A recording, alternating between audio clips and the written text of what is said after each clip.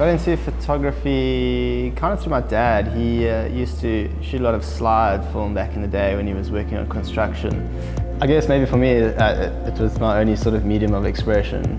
You know, it was me making sense of everything, and it moves me in some way. I think the cool thing, and I'm really lucky and blessed, is that I still feel that way now. I feel like every time I shoot or sort of every year that goes past, I feel like I'm enjoying it more and more and more, which is it's quite a privileged space to be in. I met Guy, must have been 2006 or so. I think part of the reason initially why I approached him was because he was shooting the kind of stuff that I wanted to shoot. So I saw something in him that, okay, this is someone I could learn. This person could teach me how to do what they do, you know, in the future.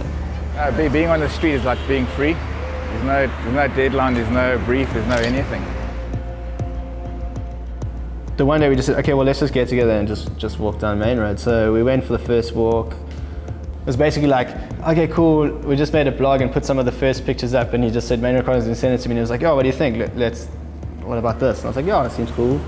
Then Guy and I kind of just, from that first walk, we just kept going and going and going. We didn't want to like over-intellectualize or become too hectic about it. It was just this thing where we could challenge ourselves to go take pictures, and the goal being to try and create really, really strong images. Missed it. You see those birds? Too late. You sort of often, you don't have a lot of time. You sort of look up and you see something, and by the time you've gone, okay, I want to put this person here, like as they're walking past, you know it's gone. So you can't really be angry, you know. Yeah, you're frustrated because you missed a shot and it might have been a great shot, but at the same time, it's like you don't own that stuff, you know. It's just a moment, like you just got to learn from it. There comes a time when sometimes you actually just can't photograph certain things because, you know, sometimes you do just see people as shapes, you know. So even if it's just somebody who's actually living on the street, like you have to realize that that person's life also has value, and that you can't just sort of storm in creating publicity out of this poor kid that lives on the street. You know, if it raises a social issue like flip, we need to do something about it, then great. But I think it's very difficult sometimes, and I think it goes back to that respect. But I think the trick is to work around it. Just see something positive and something really great in someone's face.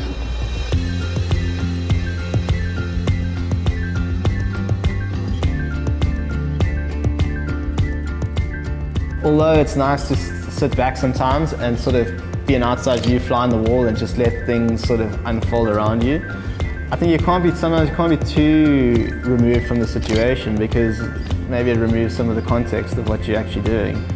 Hearing the stories behind it, I think, maybe not to the people looking at our pictures, but at least for us it adds value to those images.